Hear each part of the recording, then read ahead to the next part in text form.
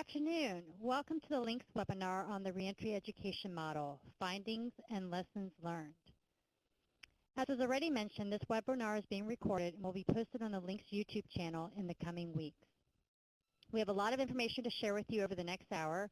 If we have time at the end of the webinar, we will respond to any questions or comments you post in the chat feature. But in case we run out of time, all of the presenters will be participating in a follow-up discussion in the Correctional Education Group on LINKS starting tomorrow through next Thursday, November 5th. So please join us. Over the next hour, we will provide you with a brief overview of the Reentry Education Model. We will then go into more detail about the implementation study of the model. We also will describe how the implementation study findings were used to inform the development of the Reentry Education Framework. The webinar will conclude with an update on other federal initiatives related to reentry education. My name is Michelle Tolbert, and I'm with RTI International. I oversaw the development of the Reentry Education Model and the technical assistance provided to 3 grantees who implemented the model as part of the Promoting Reentry Success Through the Continuity of Education Opportunities Initiative, otherwise known as PRSCEO. My co-presenters include Wendy Erisman with Strix Research, who conducted the implementation study, our 3 PRSCEO grantees, Trish Link with Lancaster Lebanon Intermediate Unit 13 in Pennsylvania, William Raines with Barton Community College in Kansas, and Tanya Ventol with Western Technical College in Wisconsin. We are also joined by Tammy Ferguson with the U.S. Department of Education, Office of Career, Technical, and Adult Education, who will provide an update on other federal reentry education initiatives. Before we get started with the webinar, we would like to get a better sense of your backgrounds. Using the poll feature, please select the organization that best represents you: a local adult education program, post-secondary education institution, jail, prison, State Department of Corrections, State Adult Education Office, support or employment service provider, or other. So it looks like most of you are with a local adult education program or a post-secondary education institution, and then there's a few people with prisons and support and employment service providers. Okay. All right, great. So now I'm going to provide you with a brief overview of the Reentry Education Model, which we developed for OCTAE in 2012.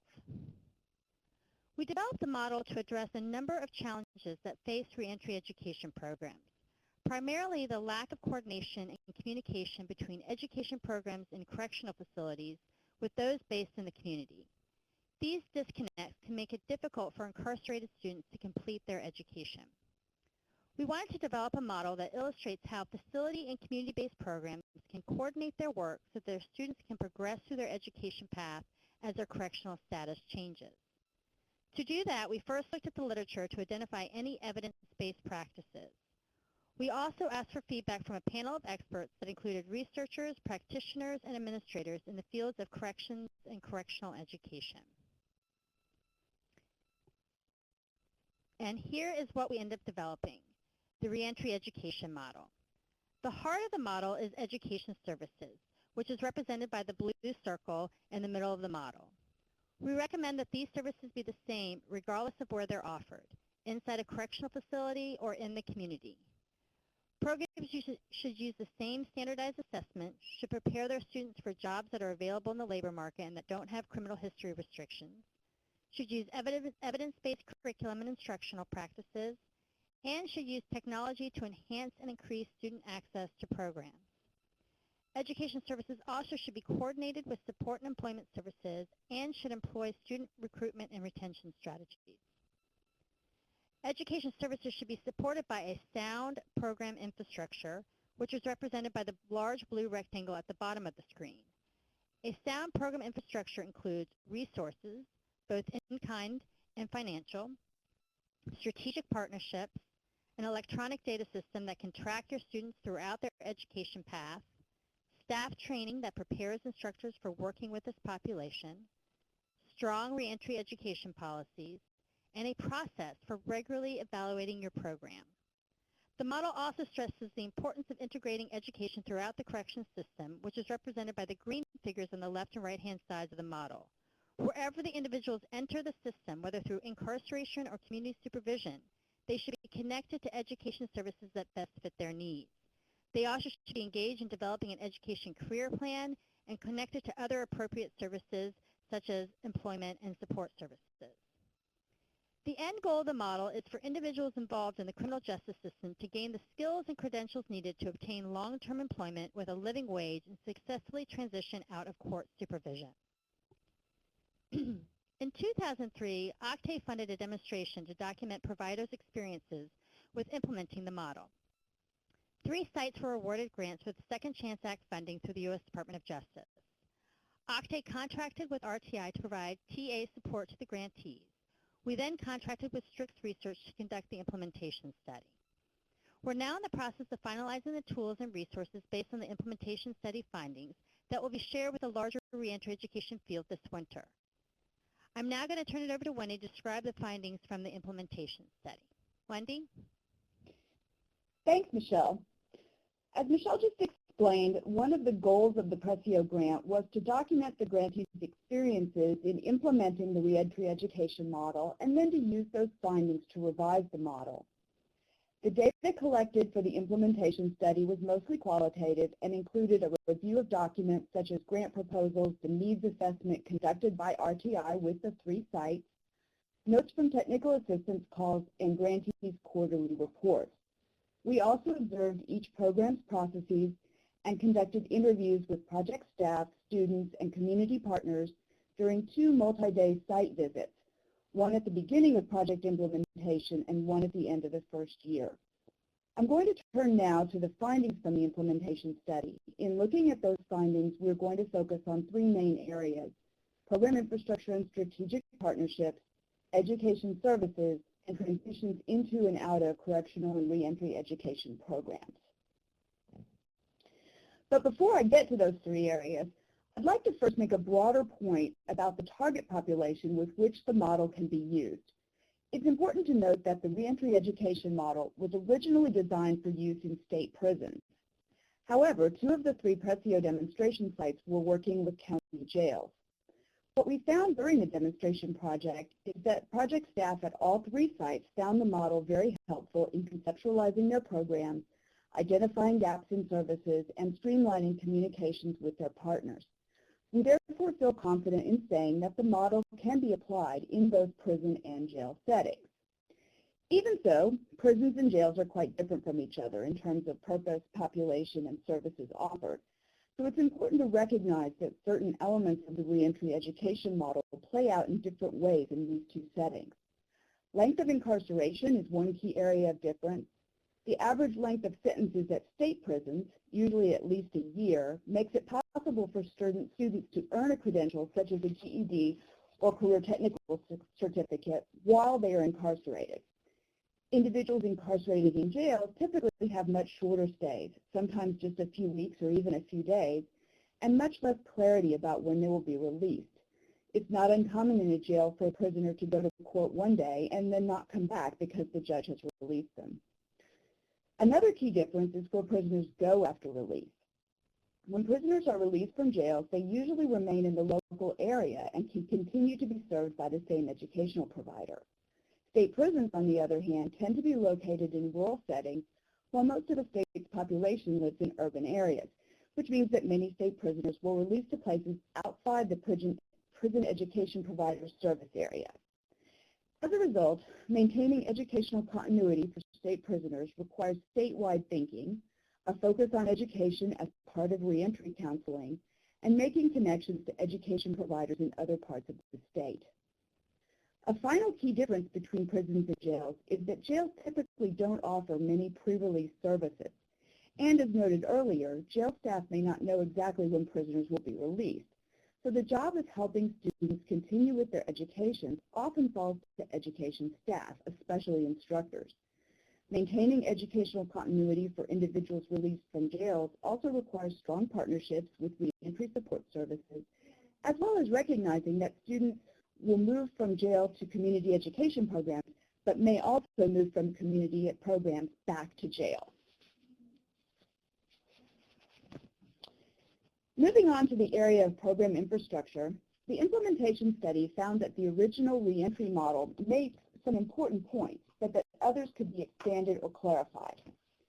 The original model included a bullet on staff training, but my recommendation is that we talk more broadly about program capacity, which includes staffing, but also having appropriate space and technology for your program, particularly at the correctional facility. In addition, staffing isn't just about training your staff, although training is certainly important. You have to have the right people in the right jobs because correctional education isn't for everyone. The experience of the demonstration sites also suggests that it's important to have a full-time coordinator for this sort of work. This person's role is to be the main contact person for partners and students, to convene partner meetings, and to advocate for the project in various settings. In other words, to really be the face of the project. The implementation study confirmed that programmatic resources, both monetary and in kind, are very important. But it's also important to think about sustainability from day one, particularly when using a grant to create a new program. If you want the program to continue after the grant ends, you have to begin thinking right away how to cover program costs through ongoing funding streams. The original model separated data collection and evaluation, but the two really go hand in hand. And it's also important to note that PRSCEO grantees really struggled with creating a centralized electronic data system. Sharing data with partners is undoubtedly important, but can be one of the most challenging aspects of this type of project. Finally, the implementation study confirmed that supportive reentry policies are important. But while the original reentry model focused on state policies, the experience of the grantees illustrate the importance of local and institutional policies as well. For example, many correctional facilities still don't allow students and instructors to access online resources. Changing policies such as these may make a big difference, especially in aligning the classes offered in the correctional facility with those offered in community programs. Thinking about strategic partnerships, the work envisioned in the reentry education model really can't happen without them. So one recommendation I made as a result of the implementation study is to consider strategic partnerships to be of equal importance with program infrastructure, rather than just an aspect of program infrastructure. Any educational program can be strong in isolation, but strong partnerships are what will promote educational continuity for students. Correctional facilities are an exceptionally important partner in this work. It's important that the education provider and the correctional facility learn to understand and respect each other's differences. Correctional facilities are focused on security, for example, and education providers are focused on creating a learning environment. These are both important things to consider in a correctional education program, so partners must find a way to address both concerns. The implementation study also identified several important strategies for building partnerships. Resource mapping can be used to identify prospective partners and also helps find out who's doing what so you don't end up reinventing the wheel. Buy-in from partners is, of course, important. A key point, though, is that leadership buy-in is essential but not sufficient. You have to also get buy-in from frontline staff so that they make referrals to your educational program. Improved communication with partners was the most cited process outcome for PRSCEO grantees. And the demonstration sites found that holding face-to-face meetings really contributed a lot to communication among partners. Finally, it's important to recognize that change is inevitable. When your partner's leadership or staff changes, you have to back up a little and work again to explain the project and get them engaged with it. I'd like to turn now to an example of what I've just been talking about with strategic partnerships. One of the PRSCEO demonstration sites was Intermediate Unit 13 in Lancaster, Pennsylvania. When IU13 received their PRSCEO grant, they were concerned that demand for GED classes outweighed their capacity at both their jail and community sites, that students released from jail didn't come to the community program to continue working on their GEDs, and that coordination with workforce services was lacking, even though IU13 has an office in the local workforce one-stop. So now I'm going to turn it over to Trish Link, the Assistant Adult Education Director at IU13, who will tell you a little bit about their PRSCEO work. Thanks, Wendy. I appreciate it. Yes, we use the PRSCEO funds to do a number of things. One of the most important features was to provide the essential education case management at the prison, and that was used to really recruit students, to share information and resources with them, to get students enrolled into class, and starting in 2014 to get them registered for GED exams because that had to happen on a computer.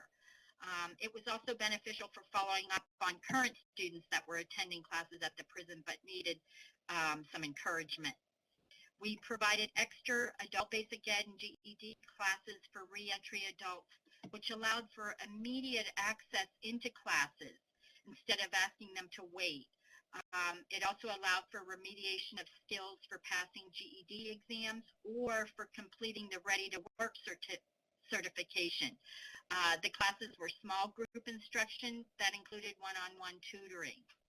We also worked to map out our flowchart and processes and procedures with the workforce staff and the prison staff. For example, we moved our assessment of skills, the tape testing, to a Monday afternoon so that we could coordinate with the workshop that the local One Stop provided, the Career Link. They provided a workshop Monday morning that's called Landing a Job with a Criminal Background. So they asked us to move our assessment to Monday afternoon. We also provided case management time for the instructors at the Career Link, which is the one-stop workforce. This included a new student orientation, and this was not happening for reentry adults before PRSCEO. We did a lot of follow-up on the students at the Career Link who had stopped attending. So our strategic partners were many. At the Career Link, we worked closely with the reentry employment specialists to help get services for individual clients, checking up on students' attendance, making sure they were going through the workshops provided by the Career Link for entry into employment, which included the application workshop, interviewing workshop. We communicated with the Ready to Work staff to find out who needed remediation in, say, mostly in math. We communicated with the WIB staff and training providers to coordinate services. One gentleman had a high school diploma, but he really needed math remediation for the Ready to Work certificate, and he was one of our best attenders.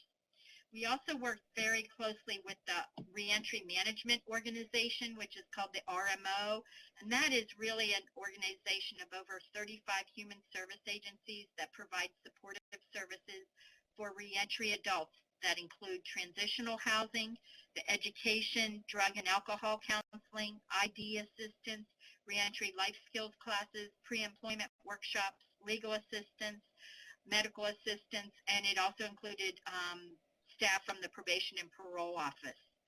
We provided foundation skills assessment, which is the TABE test and a career survey for all reentry clients.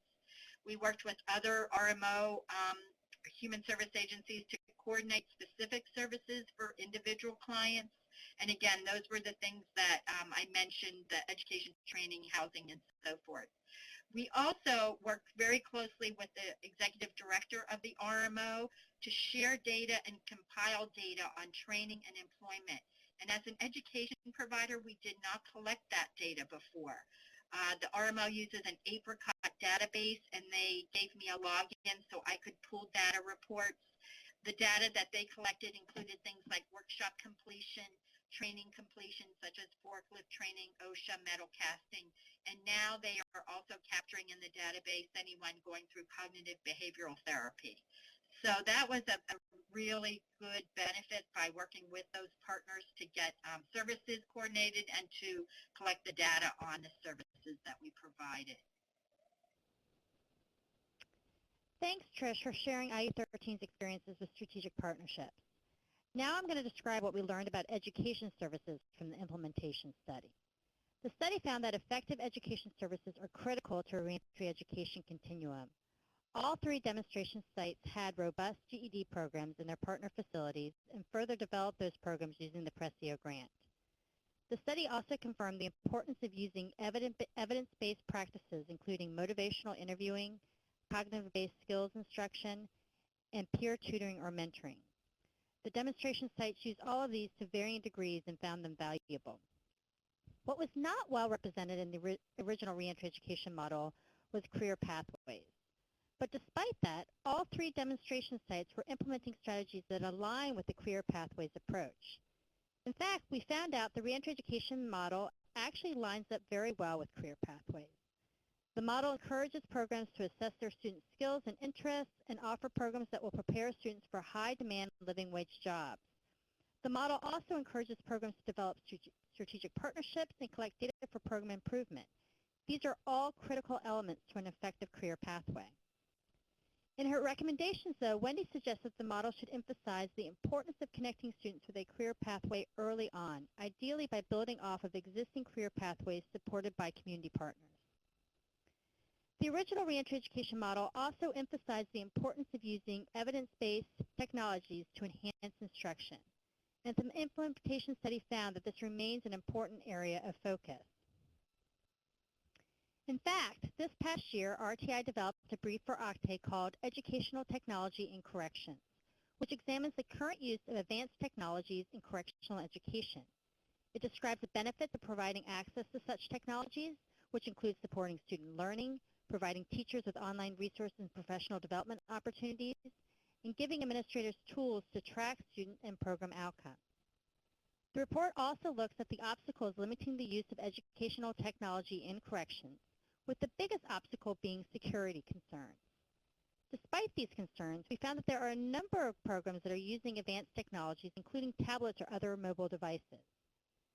Facility-based programs typically use one of three approaches to provide access to online materials.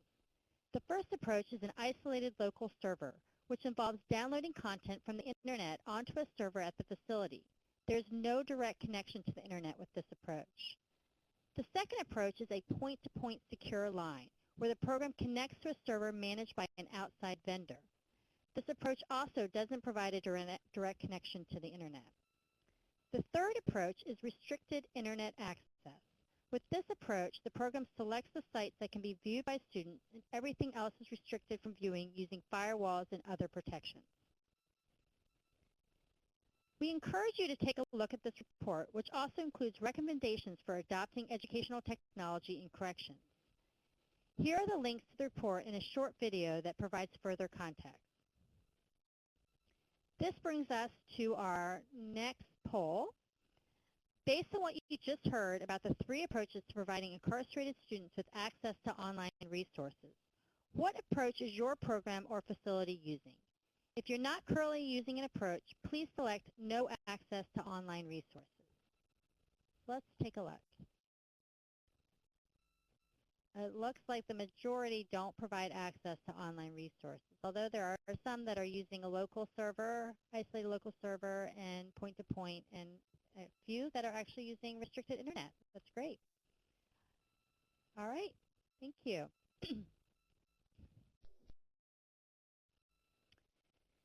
One of our PRSCEO grantees, Barton Community College, began increasing its use of educational technology over the course of the grant.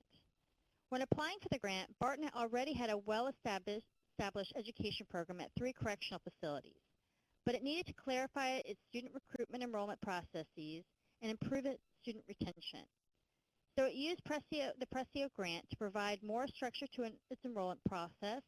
It also requires students to meet with a workforce specialist before enrolling in the program and being released. Both of these activities help to improve student retention.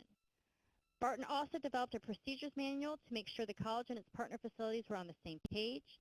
Finally, it used some of its funds to cover the tuition for incarcerated students enrolled in post-secondary education courses. Now I'm going to turn it over to William Raines with Barton Community College to talk more about the college's work with using educational technology at its facilities. He's also going to describe the work they did to improve enrollment. Will? Barton Community College has been working with the Kansas Department of Corrections for the past 12 years. During that time frame, we have been lucky enough to receive a couple of different grants to build our technology base and to continue growth in that. One of the directions that we went in with this grant was to incorporate the addition of tablets. The tablets that we used were unconnected. And with the change in the GED in 2014, we identified a need for our students within the correctional facilities to have another tool at their disposal to take with them back into their living units. And this gave us that opportunity. As was previously discussed, partnerships are key in that, and especially in the advancements in technology in the correctional education field. Without our partnership with the IT department within the Kansas Department of Corrections, we wouldn't have been able to introduce these tablets into the facilities. One of the main concerns was physical security. With that, the entire time that we have had the tablets implemented within Ellsworth Correctional Facility in Warner, we have had 0 physical security issues. Nothing has been broken, nothing has been tampered with, and we continue to have great success with this. And this is allowing our students the opportunities to continue growth and to have those additional resources. One of the things that we also used with this tablet solution was kind of an entryway. As with everybody with technology, we want to continue to grow and we want to continue to build. So in the future, we would like to enhance these services, and this was our gateway to get them into the facility, and we can only guess where it will take us in the future. Some of the other enhancements that we provided with PRSCEO was a career advisor position. Our career advisor would utilize motivational interviewing to develop an educational and employment case plan. They would identify the educational levels and interpret the results of O-Net interest profilers to identify our students' educational and vocational opportunities that fit their personal interests and goals. This would help our students actually select programs that fit their goals for when they released, so that they actually had an interest in the employment opportunities that they would have after release. It also helped us with retention in our classes. If we identified programs that they had a specific interest in, they were more than likely to continue through the program, and we were not wasting funds, and we weren't missing out on opportunities of our other students.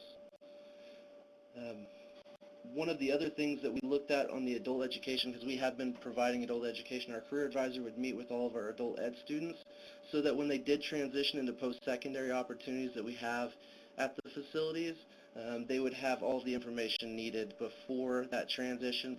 So they hadn't yet passed their GED, but they would go forth and be able to look at the post-secondary opportunities while they're at the facilities. Another key component of our career advisement piece would be that they would identify barriers that our offenders would need to be addressed before they actually release out into the community. They would also present them with the information on how to address those barriers and make referrals to the agencies and the communities who are able to assist them. So a career advisement piece is one of our wraparound services, one of the key positions that we thought was vital to the success of our program. In including to that, we also did a change in our recruitment, our selection process. We held information meetings where all of our students, or our potential students, would attend, and that would give us a better idea of who would be interested in specific classes.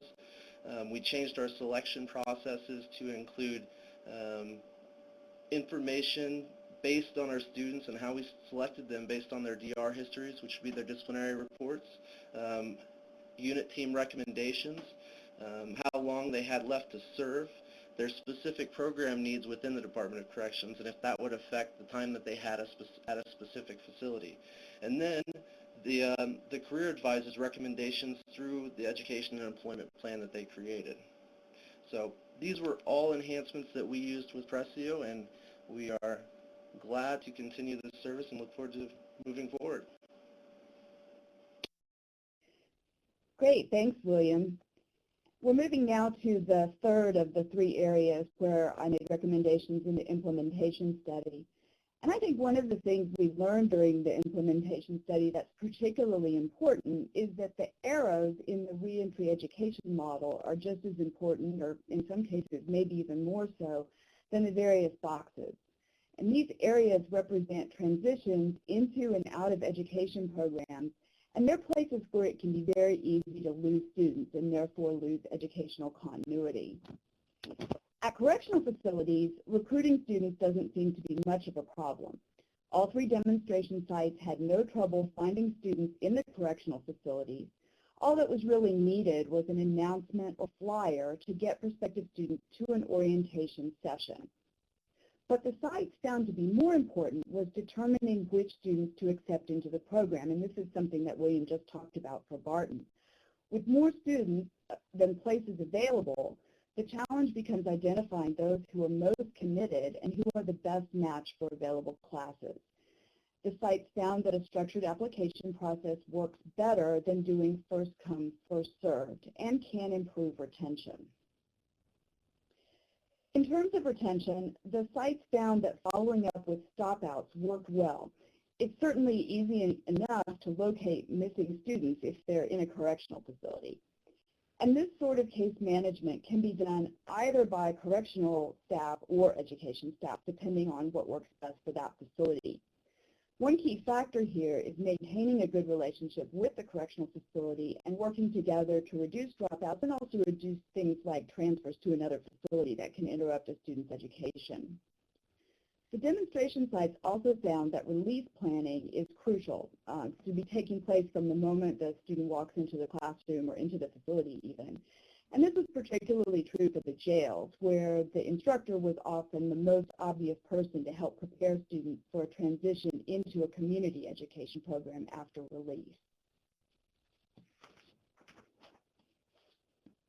Ideally, students would enroll in a community education program immediately after release from the correctional facility, but that goal is often unrealistic. Individuals reentering the community have immediate needs such as housing, drug treatment, jobs, and transportation that may make it very challenging for them to continue their education right away. While it would be great to follow up with those students individually after their release from the correctional facility, doing so takes a lot of staff time, and the students can also be difficult to locate, especially if they don't yet have a permanent residence. What seemed to work best for the demonstration sites was bringing students into the community education program through referrals, which meant in some cases getting students who were incarcerated elsewhere or didn't participate in an education program while they were incarcerated. The sites concluded that conducting follow-up with stop-outs from the community-based program was a better use of resources than just trying to reach out immediately to students who were released from a correctional facility. Students who come to the community education program have shown some interest and a commitment to continuing their education. When they disappear, it's often because of life challenges that can be resolved, especially by collaboration with or referrals to a community partner. Something as simple as providing a free bus pass may make a big difference to a student and help them get back to classes. The demonstration sites also found that their partners were often aware of students' challenges before they were. So communication among partners is key, and is especially important if the student has been reincarcerated, because then the education program can re-engage with them immediately. Our last example for this presentation comes from Western Technical College in La Crosse, Wisconsin. Tanya Vental, their project coordinator, is going to talk about a job skills certificate program they developed to help students transition from jail to further education at the college. To give you a little background about the college, at the time they received the PRSCEO grant, they were finding that GED classes at the jail were not well integrated with those on campus. That students released from the jail often didn't make it to campus, and that's even though the college's campus is literally across the street from the jail. And faculty and staff at the college didn't always understand the needs of students with criminal backgrounds, even though that student population was already present at the college. So Western Technical used their PRSCEO funds to hire a coordinator with experience in community reentry work, and that's Tanya who will be talking to you. Establish or expand partnerships both on campus and with other community agencies, and develop the certificate program that Tanya is going to talk about. So Tanya, I'll hand things over to you. Thanks, Wendy, and good afternoon, everybody. My name is Tanya Vental, and we're in La Crosse, Wisconsin. And we looked at the funding that we got and really tried to integrate stronger employability skills within the jail. We were offering some of those services prior to the grant, but it was not very systematic, nor were the services all that strong. So what we did was and very early on in the grant process, we saw that people actually fairly easily got jobs with criminal histories, but we're not able to keep those jobs for a variety of reasons, a lot of which Wendy hit upon. All the barriers that you can imagine people struggle with to stay out of jail were the same reasons that people weren't able to keep those jobs. So people were getting jobs and going to work, but it was not breaking the cycle of incarceration. Can you hear me? Okay, Yes. so they were getting the job, but that wasn't quite enough. The AODA, the housing, transportation issues, the lack of positive support systems posed major issues for people staying employed. And so we were looking at developing a comprehensive curriculum that incorporated the job-seeking and job-keeping skills that were essential for people who were looking at making positive changes in their lives. A big part of that was setting goals, which is actually a very difficult challenge for a lot of people. We're taking it for granted that people even knew how to set a basic goal, let alone looking at long-term goals. So individually, we asked people to focus on the first 24 hours, the first 48 hours, kind of the typical, very evidence-based practice type of goal setting, and then having them look at long-term to tie that back into the immediate goals of what they're going to do immediately after leaving the jail. Many people relapse, of course, within the first couple of days of leaving the jail, and we wanted to set up something for people who really were dedicated to staying sober and doing life differently. And basically that's how we got this group going, and really to try to kickstart that planning process for folks. Not only did we want to know what they were going to do, but the bigger question was how they were going to do it. And I can tell you that underlying thing, the how are you going to stay sober? How are you going to keep that job? How are you going to find the housing? Was very, very difficult for most people to try to get underneath, because they just simply did not know how. So asking that question and then helping them to try to problem solve that before they left the facility was a big stepping point for us. And then they also saw us as a resource. So when they did leave, they could see us not just as a place to go for school, but we also kind of became sort of a social service type of environment for them as well. So breaking down those goals into manageable pieces and acknowledging that they didn't have to do it alone was very, very beneficial. And in general, we offered 11 classes that included a financial literacy component, and I have the curriculum that I'm willing to share with anyone who's interested. As far as the employability skills, we were looking at pathways as well, and as Michelle had talked about. And so our Project Proven curriculum was a springboard for the development of a 3-credit class that we're offering on campus called Professionalism and Success. And students in the jail now are starting to work on these credits while they're incarcerated, and then they can take the work that they were doing in the jail and transition onto campus and complete their work there. So at this moment, they only can do a portion, about half of the class, but as time goes on, we're going to be able to support them and they should be able to complete the majority of that in the facility before they leave the facility. And that's a 3-credit class. The sales management and culinary management here on campus are 2 classes, both where this course is a requirement for graduation. And so students who are looking at going into those 2 programs are actually 3 credits ahead of the game when it comes to finishing and completing a college certificate and a degree. And for some classes, it's an elective. But to be able to have that ability to say you're sitting in a college course in the jail facility has created a new energy and hope for students that is immeasurable for people. And then the other part of this that we have really found, and this was also touched on, is the developing of relationships. And I cannot stress this enough, that people need to have a sense that someone's got their back, even if we're in the system. So the employment skills were actually, the basic skills piece was important and valuable, but and some repetition for some of the things that they've already heard.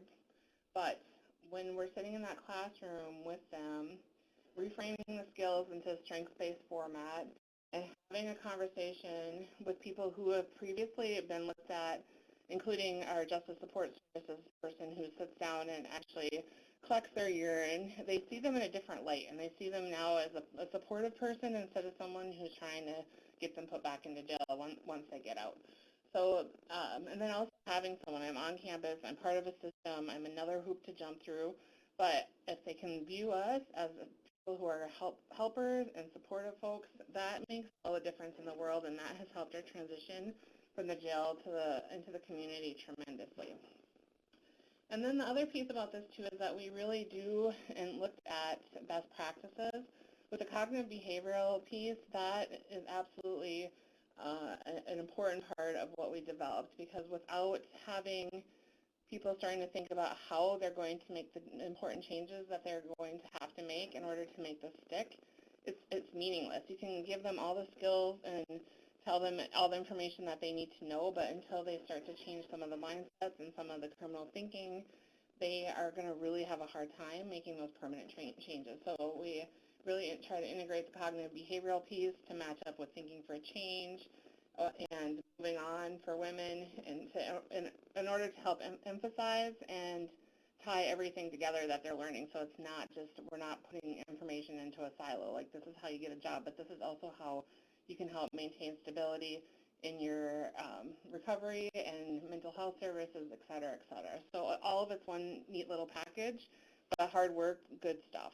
So I appreciate the time. Thank you. Thank you, Tanya, as well as the other presenters, for sharing what you learned from the implementation study of the Reentry Education Model. Now we're going to talk about next steps and provide an update on other federal reentry education initiatives. Since the implementation study report was released this summer, we have been working on revising the model to reflect the lessons learned. We're also no longer calling the model a model, but the Reentry Education Framework. The implementation showed us that there really isn't one model that works for everyone. Rather, there's an overarching framework that providers should use to guide their work as they develop a reentry education continuum specific to the communities and needs.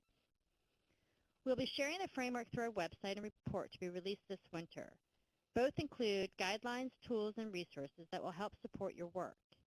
We will post an announcement and links when they're available, and we'll also send today's webinar participants an email.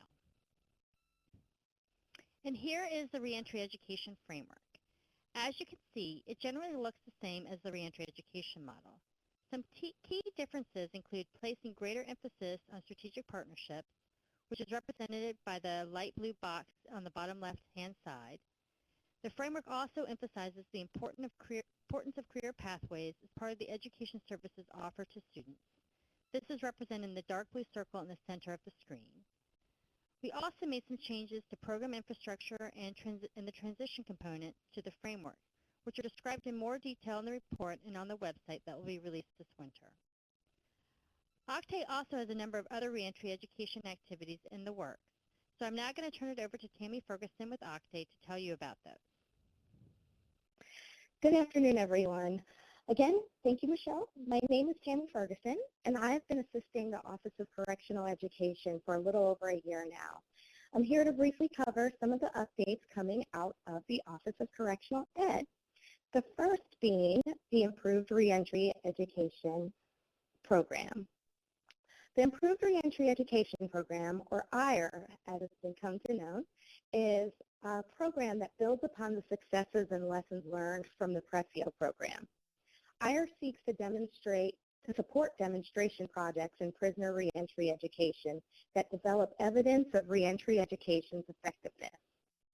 IRE applicants were instructed to develop their own models or incorporate the revised reentry education model into their project plans. This past summer, the department held a competition to award funds to applicants. Over 45 applications were submitted, and through a competitive peer review process, the department made 9 awards to the top scoring applicants. The program period is expected to run for about 3 years, which is subject to the availability of funds. The grants that were awarded represented a diverse group of applicants. Some proposed to serve all female populations, while others focused on specific target groups, such as young men of color. Program structures ranged from boot camp style programming to common statewide wraparound services. Throughout the grantee's performance period, they'll be assisted by the Office of Correctional Education and a technical assistance provider. In the near future, the department plans to unveil the list of the 9 grantees through a large-scale press event. But for those of you tuning in live, you're going to be treated to the list of grantees right now. So here on this slide, you'll see the 9 grantees for the IRE program. We have Washburn University of Topeka, Barton Community College, Essex County College, Miami-Dade County, Lorain County Community College, Lancaster Lebanon Intermediate Unit 13, Western Technical College, Pennsylvania Department of Corrections, and lastly, the United Teen Equity Center. As you can see in the map, we have several states that were actually awarded 2 grants. So we're really excited to see that, and those are denoted in the light purple.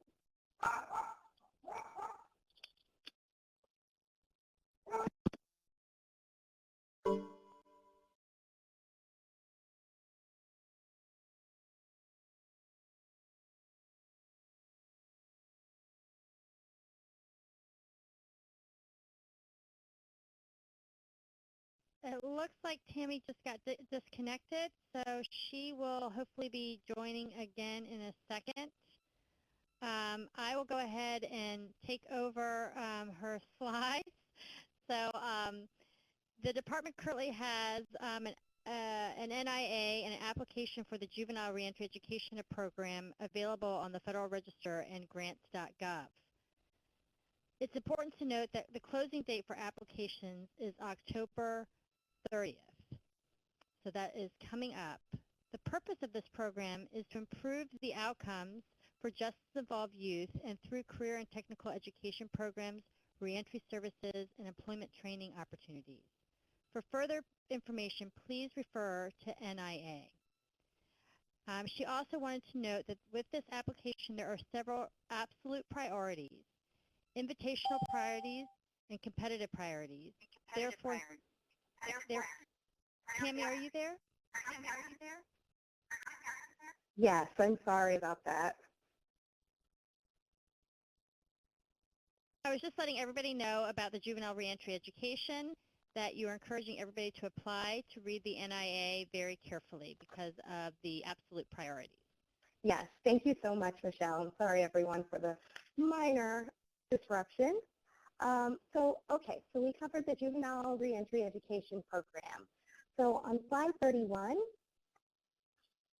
we have the Second Chance Pell initiative. And this is focused on seeing the effects that waiving the ban placed on incarcerated students attempting to access Pell grants has. The goal is to determine whether financial aid increases access to high-quality post-secondary institutions and to determine the effects it has on academic and life outcomes. Title IV post-secondary institutions that partner with federal or state penal institutions can apply to distribute Pell grants to incarcerated students eligible for release. So on slide 32, the next initiative, Ability to Benefit, is listed.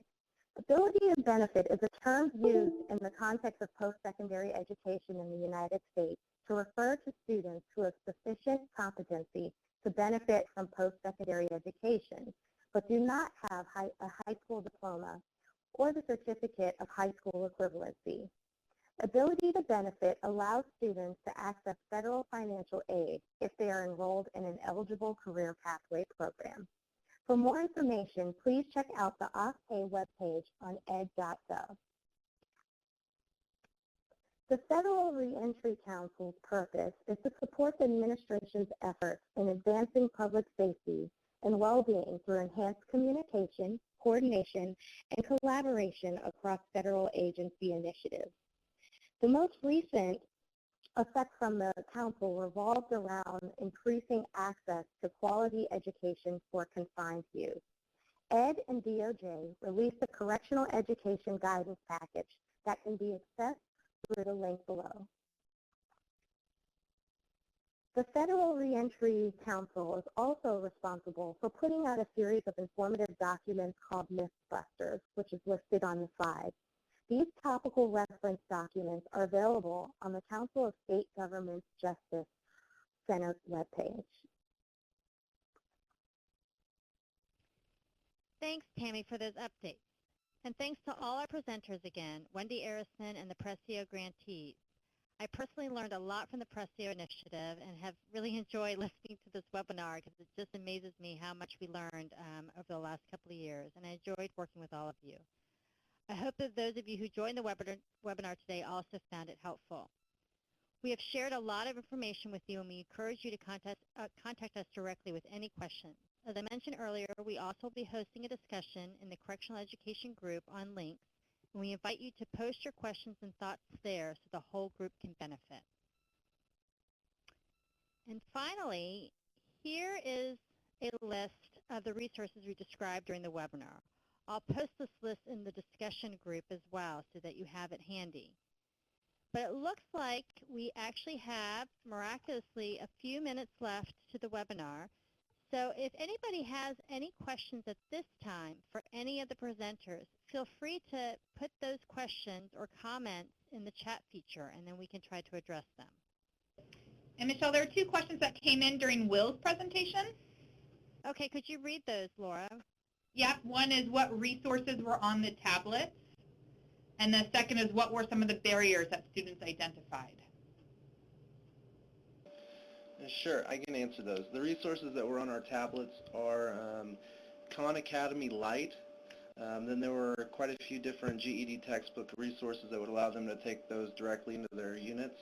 And then there are also reentry resources and some financial literacies, which were all on the tablets for that period that we were using them. And then for the barriers that our career advisor typically would deal with, those would be anywhere from FAFSA and how to apply for financial aid to whether or not they had enrolled in a selective service, loan defaults, child arrears, just runs the whole gambit from employment limitations based on convictions and state statutes, and everything else that goes kind of along those lines that need to be addressed before they could go back into education on the outside.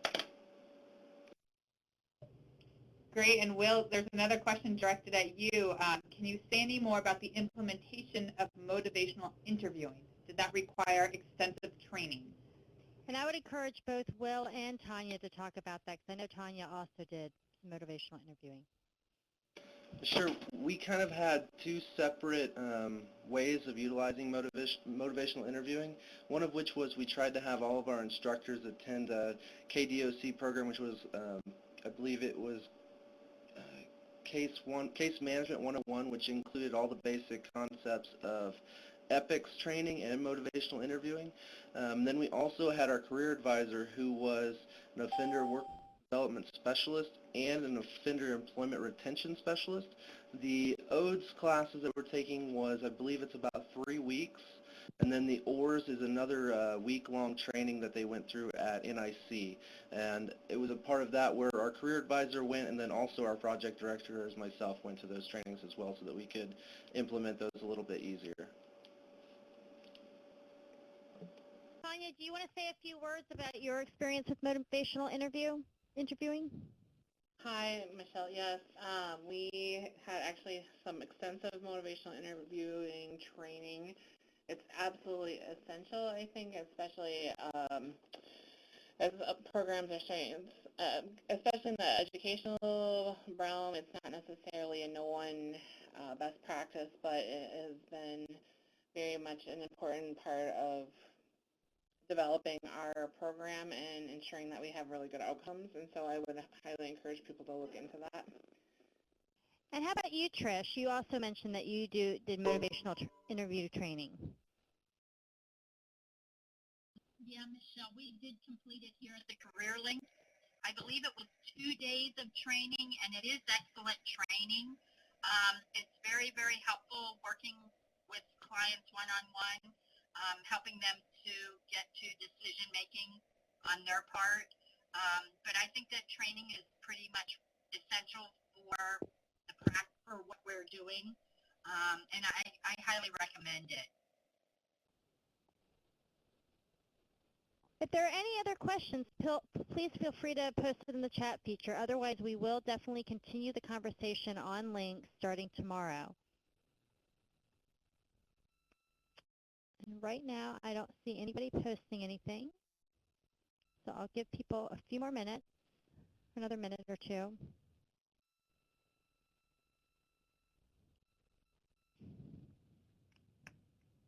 Oh, somebody is typing. And Kate Deviney asked, are there any other state corrections besides PA? So I'm assuming, are you talking about any other state correctional education programs besides PA? Oh, participants. Hi, Michelle. This is Tammy. I think, Kate, maybe are you asking, are there any other state participants that are awarded IR grants? Is that the question? Yeah. Okay, all right. Sorry. So Pennsylvania is the only state that was awarded an IR grant. And I'm personally really excited to see that a state was awarded an IR grant because, as we mentioned during the webinar, the original reentry education model really did have state prisons in mind. And as Wendy noted in her recommendations, what is really needed by a state prison is that statewide coordination. So it'll be very interesting to see how the state of Pennsylvania does this. Any other questions? Okay, well, we are almost out of time. So again, I thank you all for joining our presentation today. I hope you learned as much as those of us who are presenting did, because it's always great to hear from each other. And please join us on the Links discussion group starting tomorrow. We will talk about the implementation study, the reentry education model, and we'd also really love to learn about your experiences with developing a reentry education continuum. Thank you very much, and have a good rest of the day.